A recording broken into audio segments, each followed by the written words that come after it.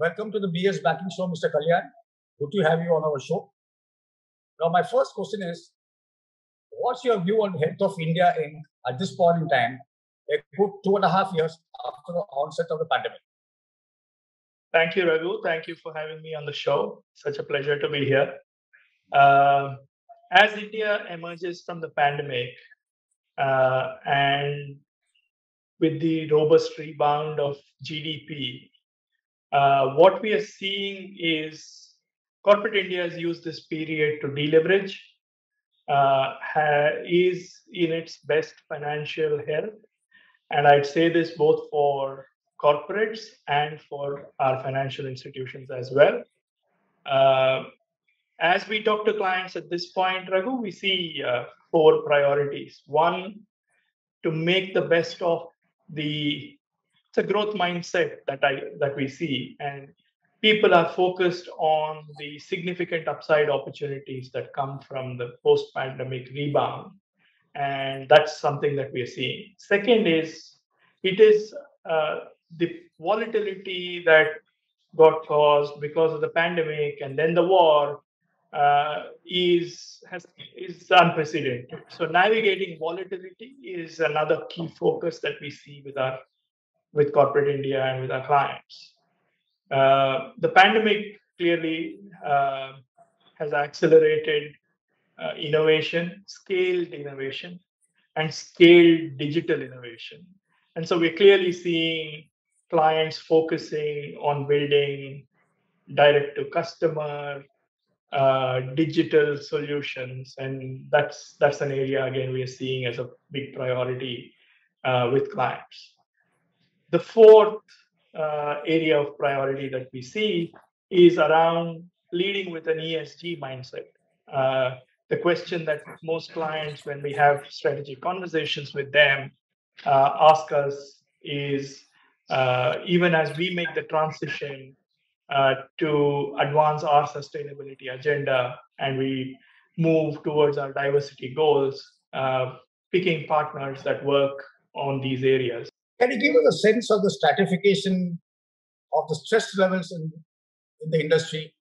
I mean, in the sense that if you were to give a hierarchy of sweet spots and pain spots, how do you see it? So sweet spots, I would clearly say our banking system is in a place where it can, where a lot of the legacy issues have been cleaned up, balance sheets are as strong as they can be, and they are in a position where they are able to help industry sustain the next wave of capex that will come with it. Industry itself, the large players, we are clearly seeing have debt equity ratios are at their lowest. People have really deleveraged their balance sheets, took advantage of the low to near zero cost interest rate environment globally to deleverage balance sheets, to reduce interest costs and improve profitability. So large corporates clearly doing well. SME and MSME has been the area that's taken a hit, and that's where we've seen the government step in with the emergency credit guarantee scheme, supporting the job formation. That's the area that all of us will need to collectively focus to work on. Consumer is coming back. There has been a loss of jobs. Discretionary spending has been controlled.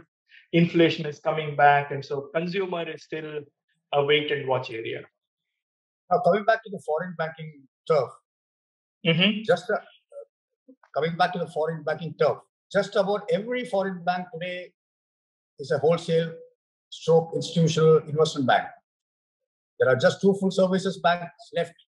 Now, is this niche getting a bit crowded? Not really, Raghu. The interest in India is unprecedented at this point in time. And the foreign banks that we have in the country represent international players. And these could be institutional investors, these could be financial institutions, these could be MNCs from different markets.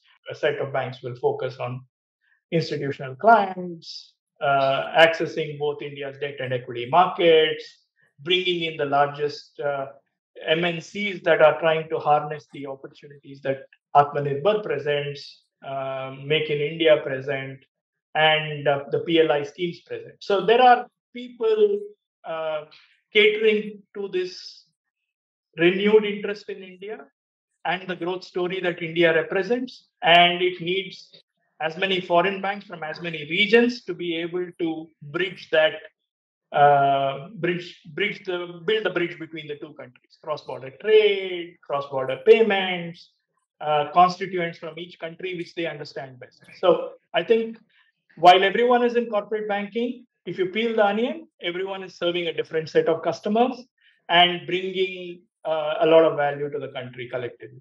The US is the largest economy in the world, accounts for 40% of the global market cap.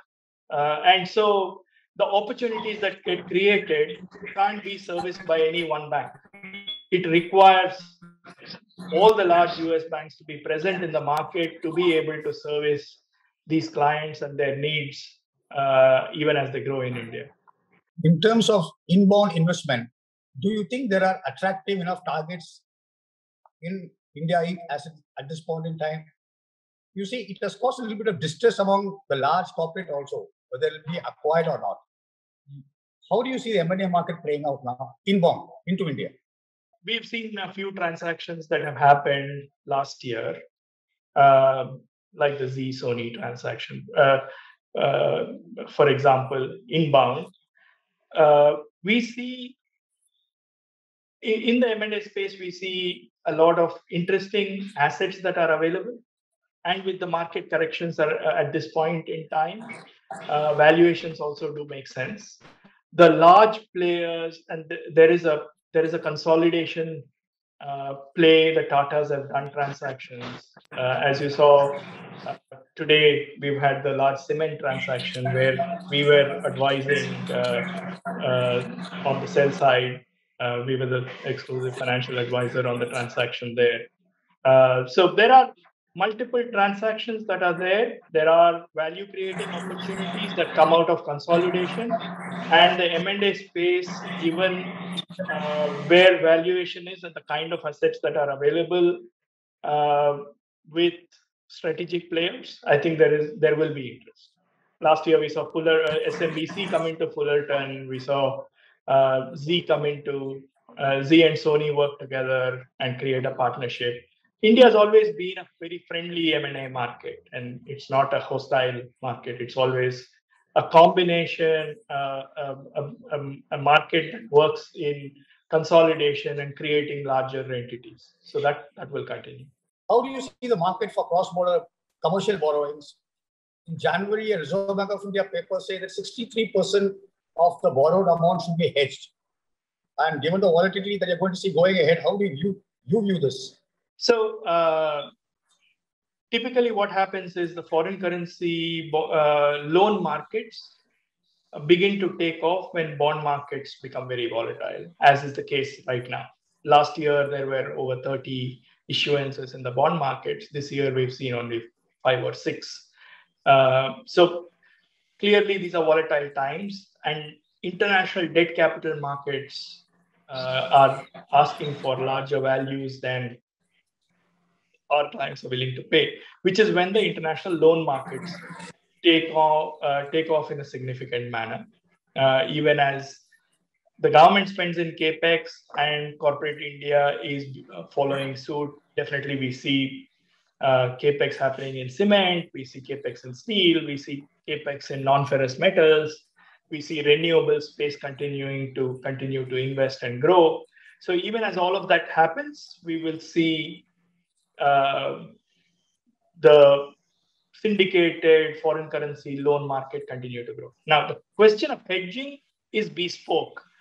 While RBI has a general guidance based on the overall industry and their amount of hedging and unhedged foreign currency exposures at an aggregate level, each player will have, some of them are exporters, they will have natural hedges, so they can hedge much lesser. Others, like players in the renewable industry or say a state-owned entity where its revenue flows are all local, will need to have more conservative hedging programs. So on an aggregate, that will be that number which RBI came out with does make sense. But individually, there may be some that can run currency risk because they have a natural hedge, and others who will do it in a different way. Also, we are talking about interest rates going up. So while one borrows in international markets, very quickly we will probably see a cycle of interest rate increases in the US. So interest rate hedging and risk management on the interest rate will also become important, which was not the case for much of the last decade. You needed to focus on currency only and not so much on interest rate hedging. But that becomes important as well. JP Morgan has just completed about 75 odd years in India. How do you look back at the journey so far, and can you crystal place a decade into the future? For us, we continue to invest as our chairman, Jamie Dimon says. We go into countries with a several hundred year view, and we've continued to invest in the country. The amount of capital that we put here, the number of people that we have, the cities we operate in have continued to grow. We will continue to follow the same path. We serve broadly 4 sets of clients. We serve MNCs and we help them, realize the potential of the Indian market, help them go deeper into the Indian market with a range of solutions. We work with Indian companies that need our international platform. We'll continue to do that, and we'll deepen, and Indian companies are becoming global champions, and we'll continue to help harness that opportunity for them. We will continue to be the premier bank for financial institutions in managing their cross-border flows, their payments. We will continue to invest in that as an area. We are doing a lot of work with with foreign portfolio investors that need to access India's growing and ever-growing equity and debt markets. And that is significant work that we continue to do. Over the last 3 years, we've started our commercial banking business, and we believe that business will scale significantly. We'll continue to deepen, continue to invest, Raghu, in India, and we're very committed to the market. Mr. Kalyan, it was good to have you on the show. Look forward to connecting with you again. Have a good day. Thank you so much, Raghu. If you like this video, share it and subscribe to Business Standard. For more news, views and insights, log on to www.business-standard.com. Do also follow us on YouTube, Twitter, Facebook, Instagram, Telegram and LinkedIn. I am the blue of the limitless sky. I am the inspiration that led success soar high. I will achieve, I will fly high. I am the I in SBI. I'm backed by the nation's trusted bank, SBI, the banker to every Indian.